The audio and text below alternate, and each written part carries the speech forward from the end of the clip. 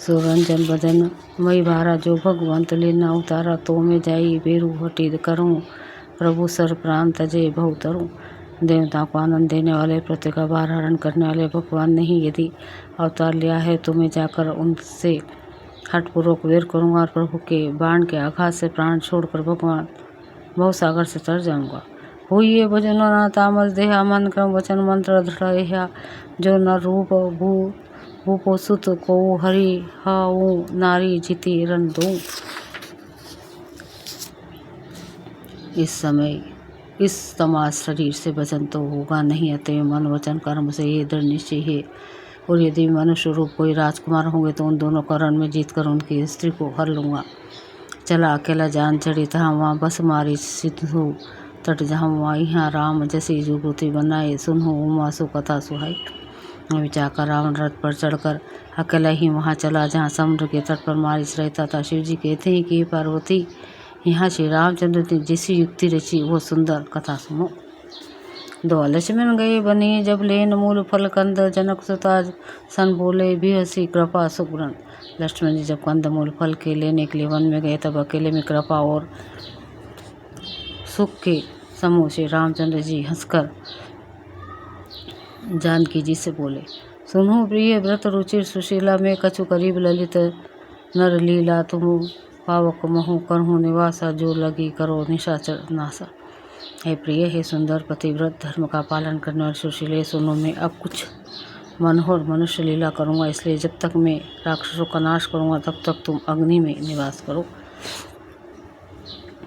जब ही राम सब कहा बखानी, प्रभु पद धरी ही अनल समाने। नीच प्रतिबिंब राखी तहाँ सीता, ते सही शील रूप सुविनेता। श्री रामचंद्र ने जो ये सब समझा कर कहा तो ही श्री सीता जी प्रभु के चरणों को हृदय में धरकर अग्नि में समा गई। सीता जी ने अपनी ही छाया मूर्ति वहाँ रख दी, जो उनके जैसे ही शील स्वभाव और रूप वाली तथा वैसे ही विनम्र थी। लक्ष्मण हूँ यह मर्मू न जाना, जो कछु चरित्र रचा भगवाना। 10 मुख गई वो जहाँ मारीचा, नाई माथ स्वरत रत नीचा। भगवान ने जो कुछ लीला रची इस रहस्य को लक्ष्मण जी ने भी नहीं जाना। स्वार्थपरायण और नीच रावण वहाँ गया जहाँ मारिच था और उसको सिर नवाया। नवनी नीच के अति दुख दाई, जिमे अंकुश धनु रग बिलाई। भयदायक खल के प्रिय बानी, जिमे अकाल के कुसुम भवानी। नीच का झुकना नम्रता भी अत्यंत दुखदायी होता है। जैसे अंकुश धनुष सांप और बिल्ली का झुकना। हे भवानी, दुष्ट की मीठी वाणी भी उसी प्रकार भय देने वाली है जैसे बिना ऋतु के फल।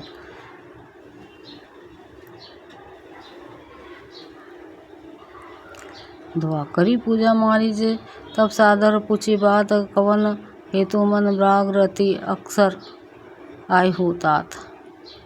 तब मारिच ने उसकी पूजा करके आदरपूर्वक बात पूछी, हे तात, आपका मन किस कारण इतना अधिक व्यग्र है? आप अकेले आए हैं?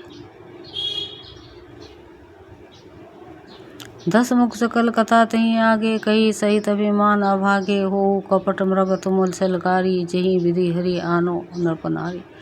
भाग्य रावण ने सारी कथा अभिमान सहित उसके सामने कही और फिर कहा, तुम छल करने वाले कपट मृग बनो, जिस उपाय से मैं उस राजवधू को हर लाऊं।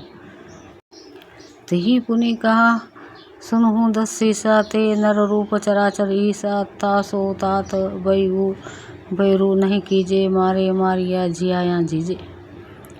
तो उसने मारीच ने कहा, हे दर्शीस, सुनिए मैं वे मनुष्य रूप में चराचर के ईश्वर हैं तात, उनसे वेर ना कीजिए। उन्हीं के मरने से मारना और उनके जी लाने से जीना होता है। सबका जीवन मरण उन्हीं के अधीन है।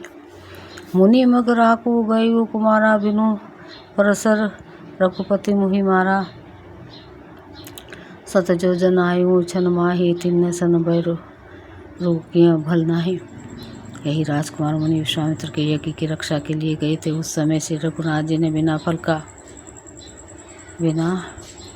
फल का बाण मुझे मारा था, जिससे मैं क्षण भर में 100 योजन पर आ गिरा। उनसे वेर करने में भलाई नहीं है।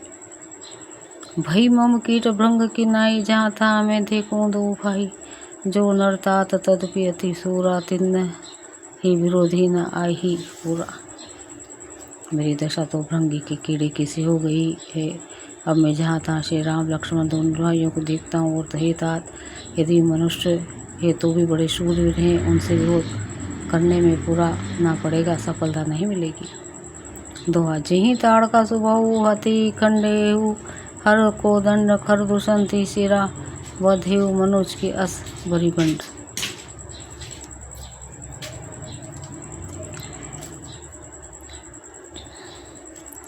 जिसने ताड़का का स्वभाव को मारकर शिव जी का धनुष उड़ा दिया और खरदूषण और त्रिशिरा का वध कर डाला, ऐसे प्रचंड बली भी कहीं मनुष्य हो सकता है?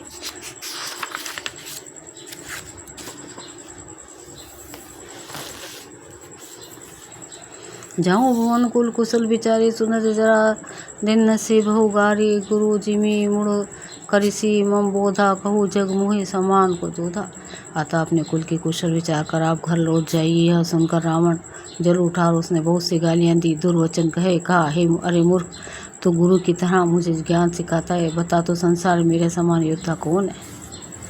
तब मारीच रथे अनुमाना नभी विरोधे नहीं कल्याणा स स्त्री मर्मी प्रभु सट धनी वेद बंदी कवि भानस गुनी। तब मारीच ने रधे में अनुमान किया कि शास्त्री शस्त्रधारी मर्मी भेद जानने वाले समर्थ स्वामी मूर्ख धनवाद वेद भाट कवि और रसोईया इन 9 युक्तियों से विरोध वेर करने में कल्याण कुशल नहीं होता है। उभय भांति देखा निज मरना तब तकिसी रघुनायक सन्ना उतरो देत मुहि बधब अभागे कसना मारो रघुपति सर लागे। जब मारीच ने दोनों प्रकार से अपना मरण देखा तब उसने श्री रघुनाथ जी की शरण तकी, अर्थात उनकी शरण जाने में ही कल्याण समझा। सोचा कि उत्तर देते ही नहीं करते ही यह अभागा मुझे मार डालेगा, फिर श्री रघुनाथ जी के बाण लगने से ही क्यों न मरूं। अस जिय जनी दसानन संगा चला राम पद प्रेमा भंगा मन अति हरस जानऊ नाते ही आजू देखे हो परम स्नेही। हृदय में ऐसा समझकर वह रावण के साथ चला। श्री राम जी के चरणों में उसका अखंड प्रेम है। उसके मन में इस बात का अत्यंत हर्ष है कि आज मैं अपने परम स्नेही श्री राम जी को देखूंगा, किंतु उसने यह हर्ष रावण को नहीं जताया। चंदन, निज परम प्रीतिम देखी लोचन सुफल करी सुख पाई हो, श्री सहित अनुज समेत कृपा निकेतन पद मन लाइयो। निर्वाण दाय क्रोध जाकर भक्ति अब सही, बस करी निज पानी सर संधनी सो मोहि बदही सुख सागर हरि। वो मनी मन सोचने लगा, अपने परम प्रियतम को देखकर नेत्रों के सफल करके सुख पाऊंगा। जानकी जी सहित और छोटे भाई लक्ष्मण जी सहित कृपा निधान श्री राम जी के चरणों में मन लगाऊंगा, जिनका क्रोध भी मोक्ष देने वाला और जिनकी भक्ति उन अवश्य किसी के वश में न होने वाले स्वतंत्र भगवान को भी वश में करने वाली वही आनंद के समुद्र श्री हरि अपने हाथों से बाण संधान कर मेरा वध करेंगे। दोहा, मम पाछे धर धावत धरे सरासन बान, फिरी फिरी प्रभु बिलोके हूँ धन्य नामो सम आन।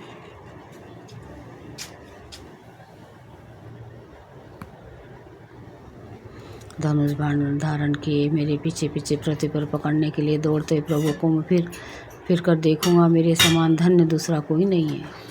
तही बन निकट दशानन गई वो, तब मारे च कपट मृग भई हो, अति विचित्र कछु वर्णे न जाई, कनक देह मणि रचित बनाई। जब रावण उस वन के जिस वन में श्री रघुनाथ जी रहते थे निकट पहुंचा, तब मारीच कपट मृग बन गया। वह अत्यंत ही विचित्र था, कुछ वर्णन नहीं किया जा सकता। सोने का शरीर मणियों से जड़कर बनाया था। सीता परम रुचिर मृग देखा, अंग अंग सुमनोहर वेशा, सुनहु देव रघुबीर कृपा लाई, मृग करते सुंदर छाला। सीता जी ने उस परम सुंदर हिरण को देखा, जिसके अंग संग की छटा अत्यंत मनोहर थी। वे कहने लगी, हे देव, हे कृपालु रघुवीर, सुनिए, इस मृग की छाल बहुत ही सुंदर है। सत्य संद प्रभु बधी करी यही आना हूँ, चर्म कहती वेद ही, तब रघुपति जानत सब कारण, उठे हर्षि सुर काजू संवारा। जानकी जी ने कहा, हे सत्य प्रतिज्ञ प्रभु, इसको मारकर इसका चमड़ा ला दीजिए। तब श्री रघुनाथ जी मारीच की कपट मृग बनने का सब कारण जानते हुए भी देवताओं का कार्य बनाने के लिए हर्षित होकर उठे।